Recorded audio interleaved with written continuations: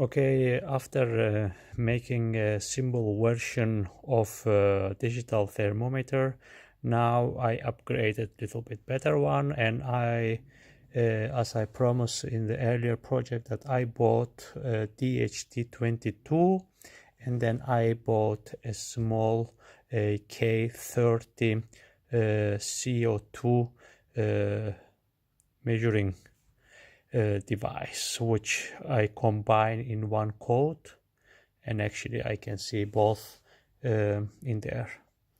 And let's see how it works. Then I just made some small changes here. Then I put on the top the temperature, and then I made the humidity, which is H, and then CO2 on ppm. And the code is available in case you guys are interested. Just contact me, and then I will send you the code.